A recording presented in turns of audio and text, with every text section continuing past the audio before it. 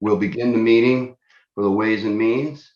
All votes will be by roll call this evening due to the fact that we're on Zoom. So Clerk Semino, if you may, please roll call. Councilor Reynolds. Here.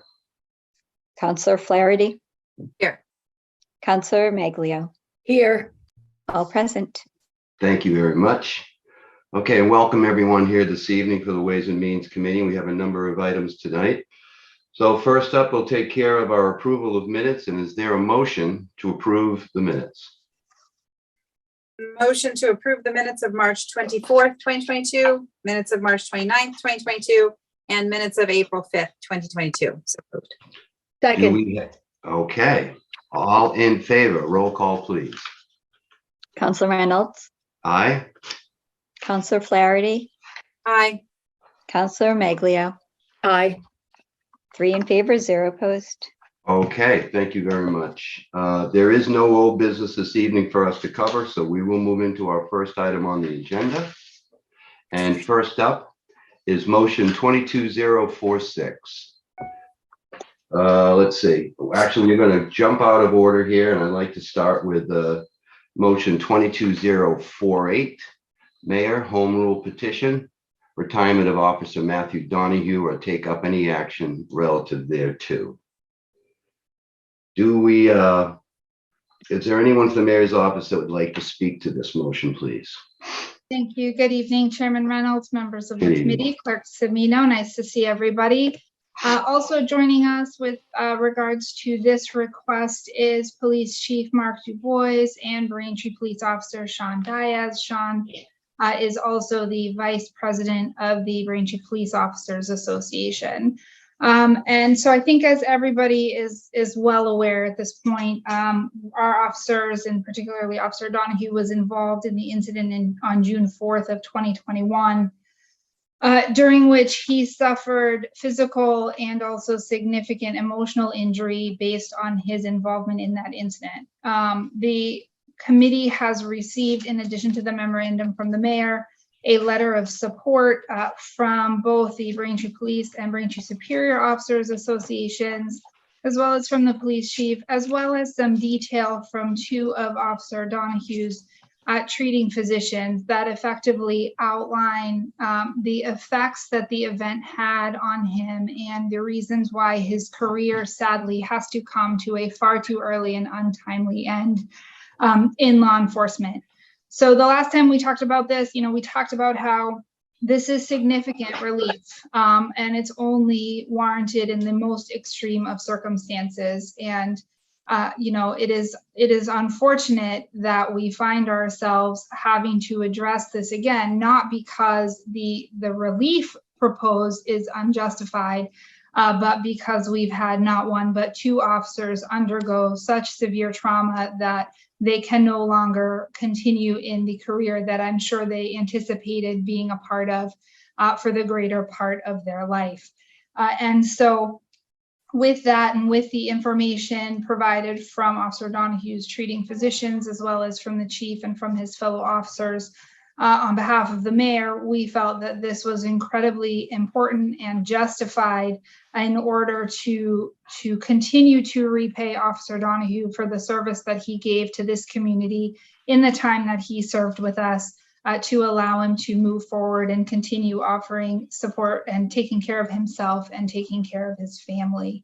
And with your permission, Mr. Chair, I would offer Chief DuBois or Officer Diaz an opportunity to add anything that I may have missed or failed to mention. Absolutely, please. Sean, do you want to go first? Or do you want me to go? No, I just want to say, no, I mean, if anyone deserves this, it's Matt. He did try to come back. He made every effort possible. I know he's struggling with a lot of demons and pain, and ultimately he's got to take care of his family. And I appreciate you guys considering pushing this through for him, because he does deserve it. Thank you.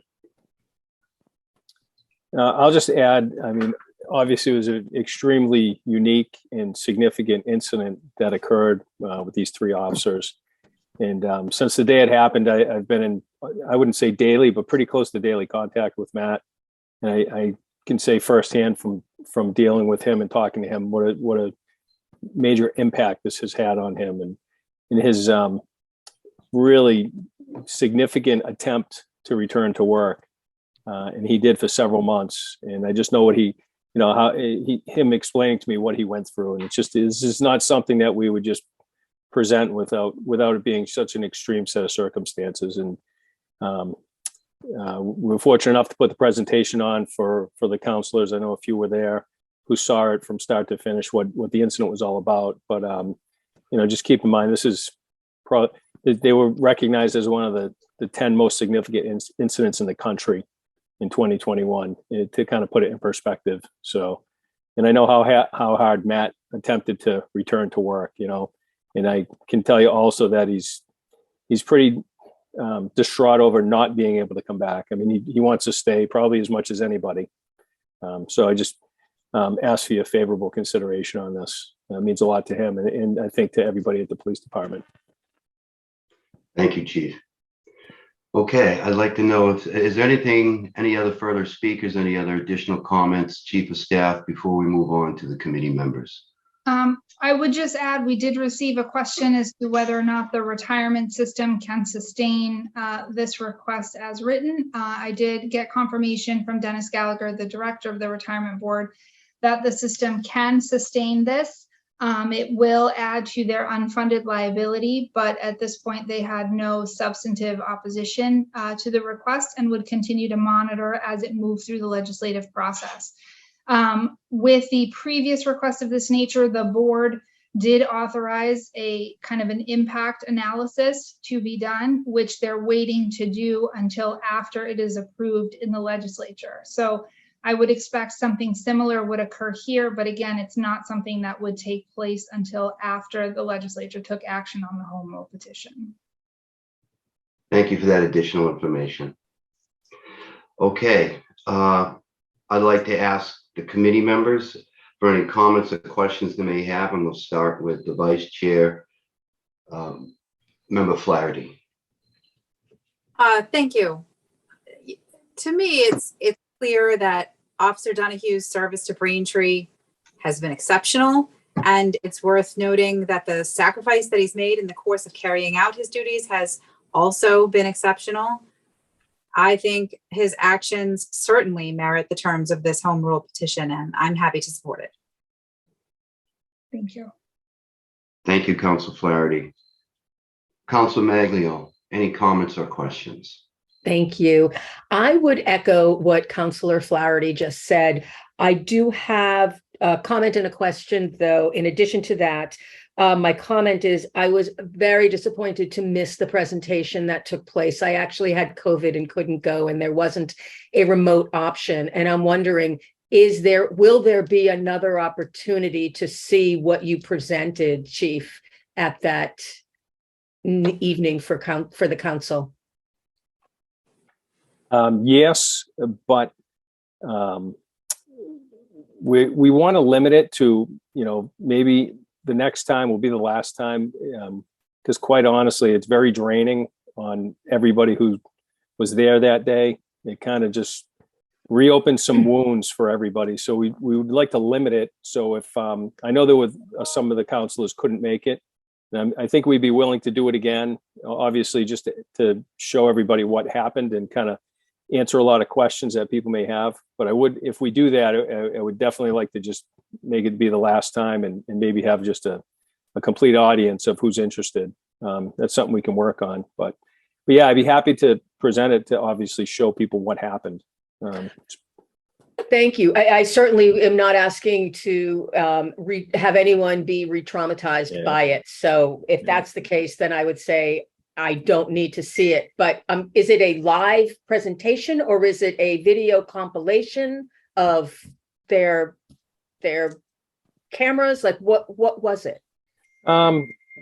Well, it's a start to finish, pretty comprehensive review. We call them like after action reports of basically just explaining everything that took place. But we included like live video from the news reports, all the radio transmissions, So it's exactly what everyone heard, what that was there that day. I got And you. then all the news.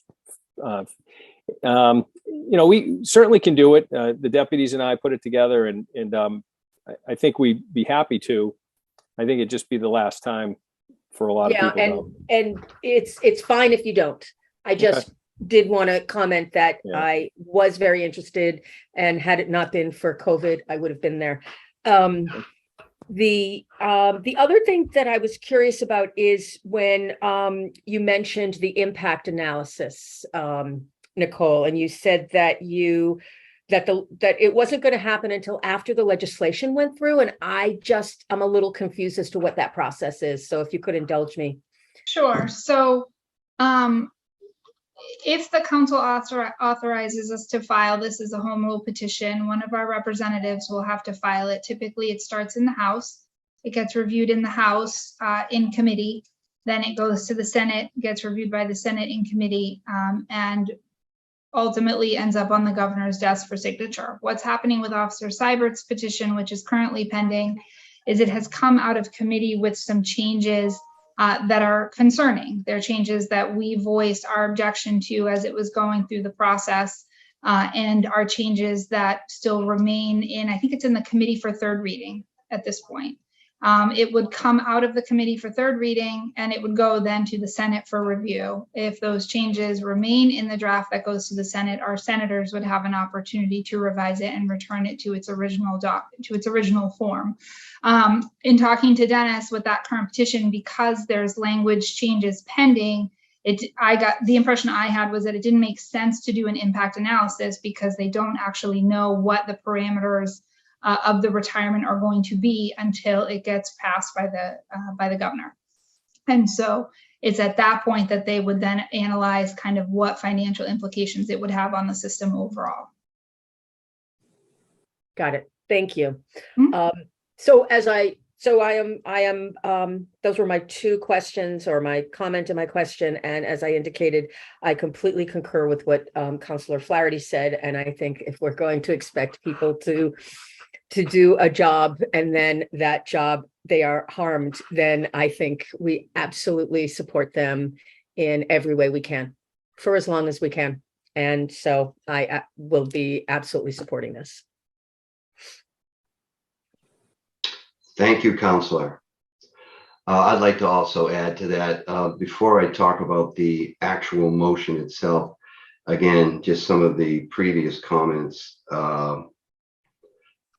I also had a conflict with a resident meeting the evening of the presentation at East Middle School. If that is something, Chief, that you do see happening, I would be interested. However, I do understand some of the challenges to that. I think I have a pretty good understanding of the situation, and if there's any type of alternative means that would be perhaps more suitable, I would be open to that as well, as far as a briefing goes. The second point I'd like to add or touch on also is the impact analysis comment. Is it my understanding, Chief of Staff, that the impact analysis is something that's been directed by the legislature in the review process? No, that's something that the retirement board voted to authorize Dennis to implement. That's Okay. internal to the board. Thank you for that clarity. I was a bit concerned then if the legislature was going down that path. And that I can touch on that a little bit later in my final comments. However, I do want to address Officer Donahue's bravery and his commitment to his duty, his sense of duty. Some of these words are exactly what had been expressed as part of Officer Seibert's situation and that request for a home rule petition. There is certainly a sense of solidarity that we have with these police officers and their selflessness to serve their community. They fully understand what they're undertaking when they're out on patrol. Anything could happen. We've spoken about that before, and unfortunately, it's the nature of their business. However, I think it's incumbent upon our community and society as a whole to 100% back officers and their families when these types of events happen. Being very familiar with PTSD, it's a silent curse. It is a silent injury that doesn't show necessarily outward impacts to an individual's life. I'm 100% in favor of this, and anything that I can do to help this process along at the legislative level, I will be making some phone calls as well to make sure that this is something that without question has to be supported. This is not an accident. So I know that that has been a big issue amongst public safety officers who have faced these types of violent situations. And again, it just only reiterates a commitment to backing these police officers regardless. They put their lives on the line. And we need to back that 100%. I guess, so there is my 100% endorsement of this. It's the right thing for us to do in the community of Braintree to do. Unfortunately, it's the nature of this business, as we said, and there is no assurances that things like this will stop going forward. We live in a society that requires our protections by the police and public safety officials as a whole. One of my concerns is, and I'm going to dedicate myself to this, and this goes towards the legislative I've become familiar with after Officer Siebert's incident, that there have been initiatives at the state level to pass legislation, I believe it's called VIPO, violently injured police officers. I think this is something at the state level we need to support our local public safety officials with.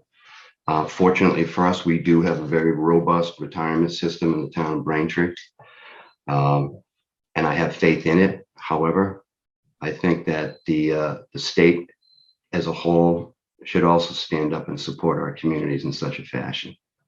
So with that, I'll ask for any additional comments or questions, either from your team, chief of staff, or from the councilors themselves.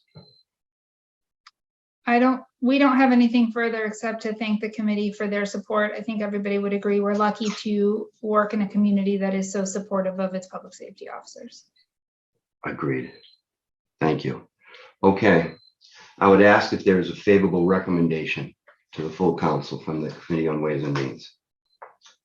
For favorable recommendation to the full council, motion that the town council vote to authorize the mayor to petition the general court for an act providing for the retirement of Matthew Donahue, a police officer in the city known as the town of Braintree, as set forth in the petition for special legislation filed with the town council on or about September 6th, 2022, and on file with the office of the town clerk. Further, that the general court be authorized to make clerical or editorial changes of form only to the bill prior to enactment by the general court. And further, that the mayor be authorized to approve amendments that shall be within the scope of the general public objectives of this petition. So moved. Second. Okay. Roll call, please. Clerk Semino. Counselor Reynolds, Aye. Counselor Flaherty, Aye. Counselor Maglio, Aye. 3 in favor, 0 opposed. That is unanimous. Thank you. We look forward to speaking and supporting this at the full council tomorrow evening. Thank you. Thank you. Thank you. Thank you. Okay, moving on to our next order of business.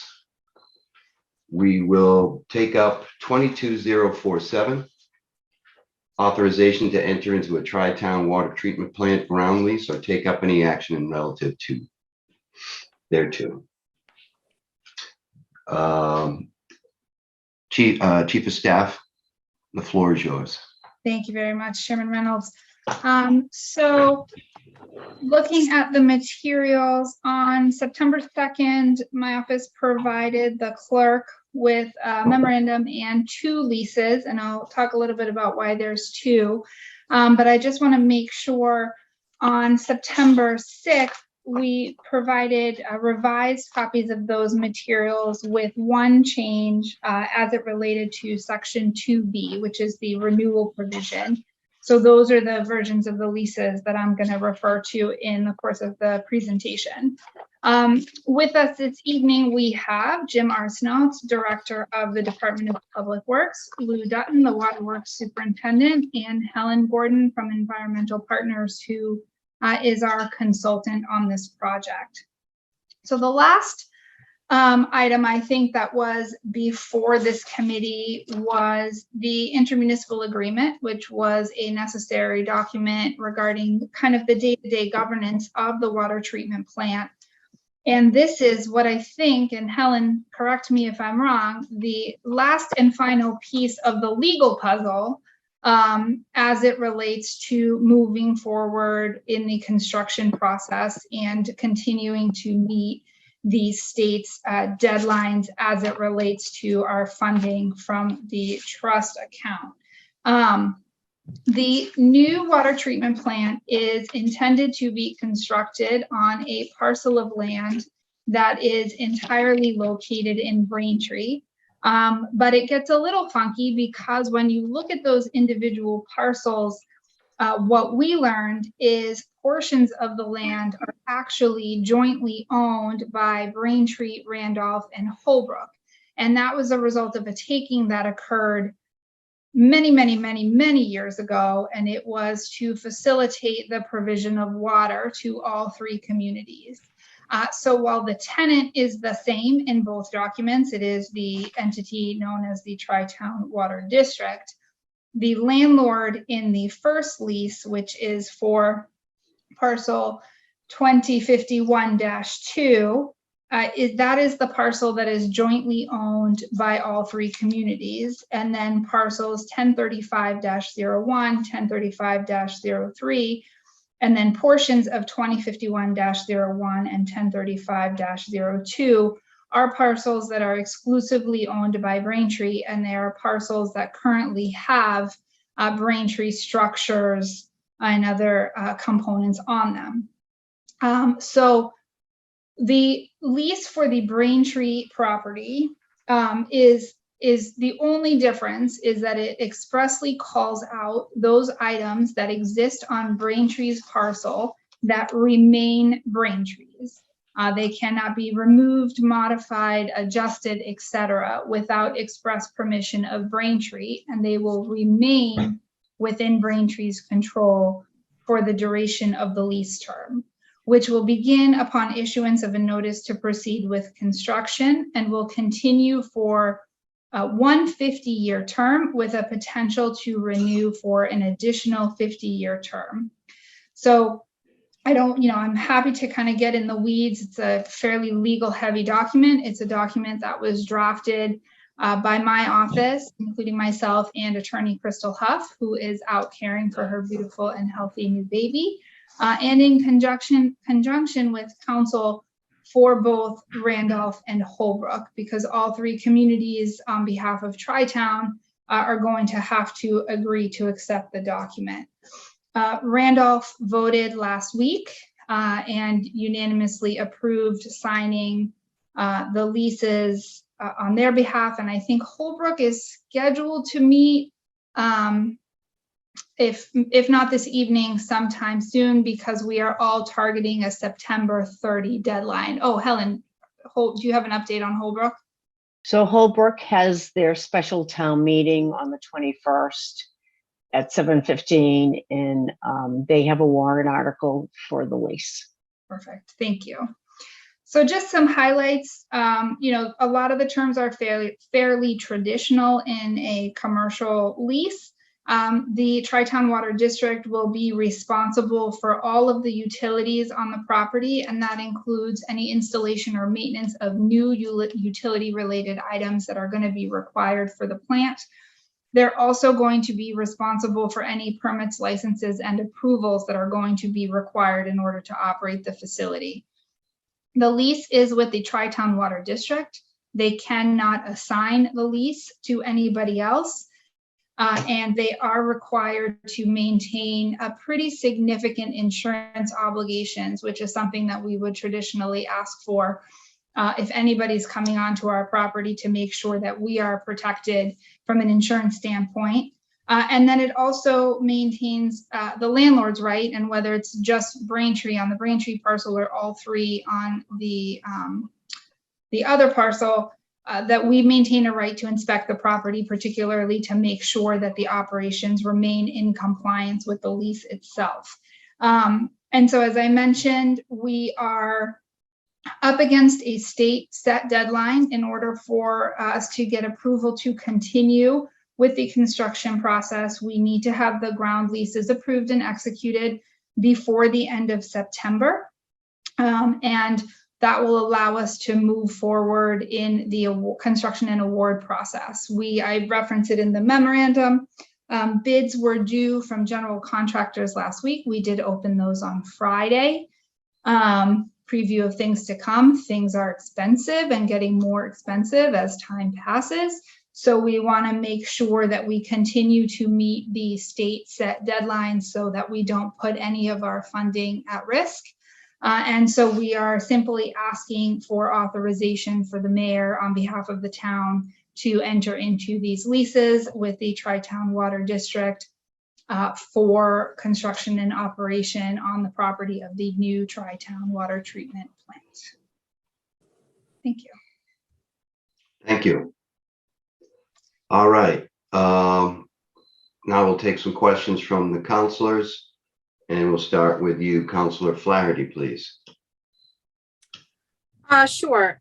So I sent in a question or two in advance of this meeting, and they were answered to my satisfaction. So what I'll say about this is that even though the costs and responsibilities are divided fairly between the three towns involved in the care and use of the water treatment plant, Braintree in this is identified as the landlord. And I think that's correct and appropriate.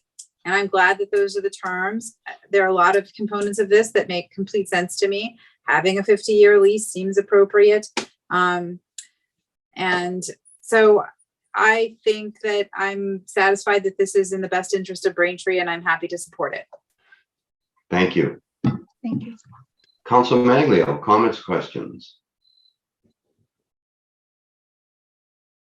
Neither. No comments, no questions. Okay, thank you very much. Yes, so we've had an opportunity to review this. I think, as the Chief of Staff had stated, it's pretty common language as far as how this contract has been written.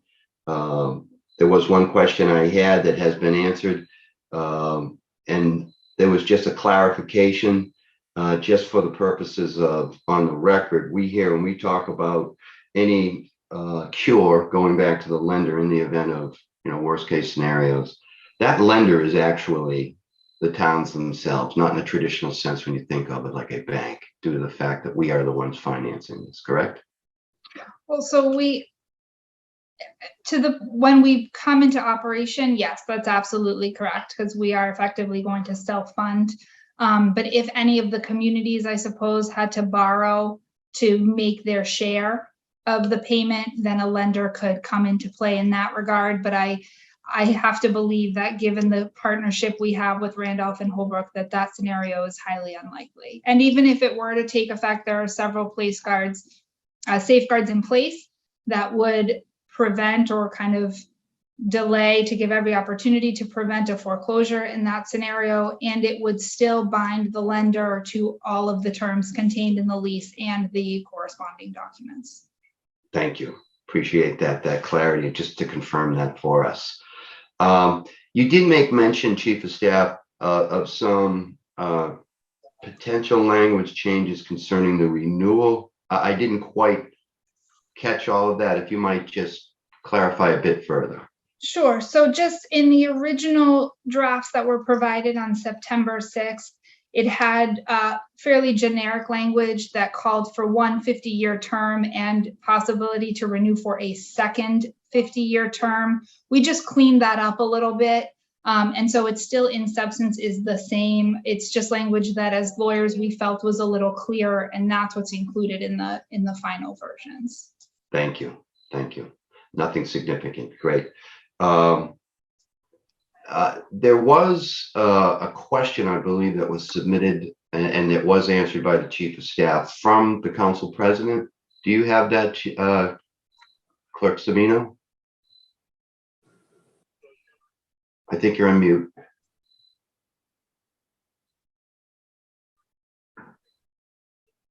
I believe I forwarded it. Let me just double check. Yeah, if you could, if you, I did see it. I'm sorry, I don't have it in front of me, just for the edification or just for the purposes, everyone else, make sure that they have, the question was answered satisfactorily, it seems. So I just wanted to make sure that we had that as well on the record. Yes, it was forwarded to all members. Okay, the nature of the question? It escapes me at the moment, I'm sorry. It was about the retirement. Oh, I'm sorry, my apologies. Or- It was the previous right, case. I don't believe it was for Tri-Town. Okay, thank you. All right. And then just the last thing, if we could ask going forward, is it possible to share with us the project timelines that you may be seeing as they are set today, and also understanding things will change, it's just the nature of the business. But some of the more important upcoming milestones that you anticipate to hit, may they be administrative, anything that might involve the attention of the council, or just from an informational standpoint. Certainly, I'd be happy to work with Jim and Helen and Lou and put something together. Not a problem. Great, thank you. We appreciate that. Okay, is there anything further, any additional information that needs to be added from the Chief of Staff and team? Nothing on our end. Thank you. Okay. All right, anything further? One last chance for our counselors. Any questions, comments? Okay, do we have a motion? Motion for a favorable recommendation to the full council to authorize the mayor to enter into ground leases with the Tri-Town Water District relative to the construction and operation of the Tri-Town Water Treatment Plant on town-owned land. So moved. Second. Okay, if we could have a roll call, please. Have to unmute for that. Yeah. Counselor Reynolds, Aye? Counselor Flaherty, Aye. Counselor Maglio. Aye. It's 3 in favor, 0 opposed. Thank you. Okay, we're done with that. Moving on to our next item, motion 22046, mayor acceptance of donations or take up any action relative thereto. Chief of Staff Taub. Great. Oh, yes, thank you. Helen, you don't have to stay. Yeah, I figured that. Hey, Helen, thank you. Great. So this is a donation that comes to us from a very generous new resident of Braintree. He moved here from Quincy. His name is Justin Situ, and he did give me the okay to use his name associated with the donation. He reached out initially to the building department because he had a plotter and some ink in his home in Quincy that he no longer had use for, and was basically looking to either donate it or offload it in some way as part of his move. In asking around, Mike McGurty, the director of the facilities division, had great interest in taking possession of the plotter, which we do understand to be in good working order, and can run anywhere from $2,000 to $3,000 if it was to be purchased. And that would help them in producing plans in large scale size, which would make reviews more efficient. And it would also allow them to internally make copies or additional sets of plans rather than having to rely on either one of the other departments that has a plotter or going out to a third party in order to have those generated. So we are asking for the committee's favorable recommendation to accept the donation of the Design Jet plotter and ink for use by the facilities division. Great, thank you. Do we have any questions from the counselors? I'll start with you, Counselor Flaherty. Ooh, no questions. It's just so nice to see, two things happening at one time. One is whenever you can find a good destination for some worthy item that you no longer need, that's wonderful, whatever it is. But in this case, the individual has thought of the town what the town might be able to do with this tool that he no longer needs. And I'm so grateful to residents for thinking of the needs of the town, and so happy to accept this donation, and grateful for it. That's all. Thank you. Councilor Maglio.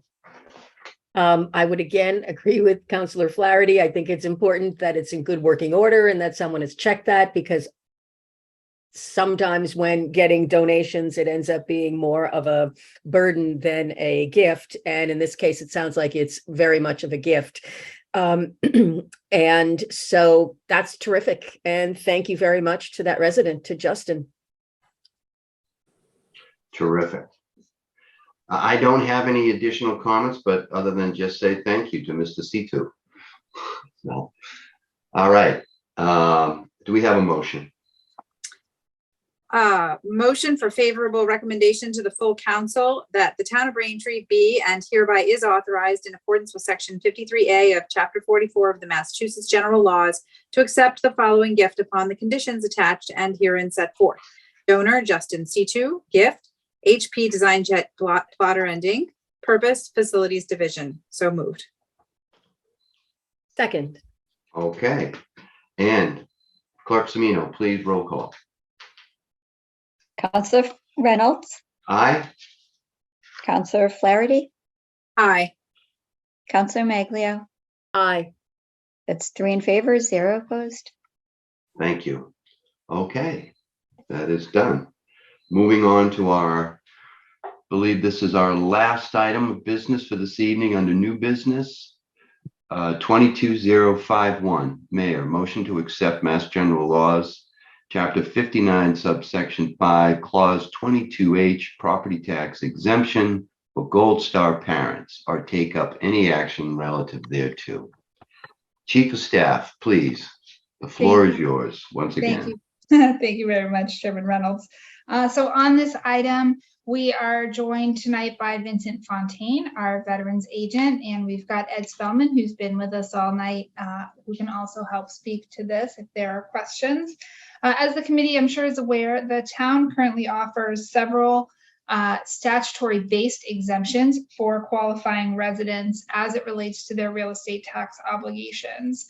It came to our attention recently through inquiry from a new resident that one of those exemptions that was missing from the list currently being offered were those for Gold Star mothers and fathers.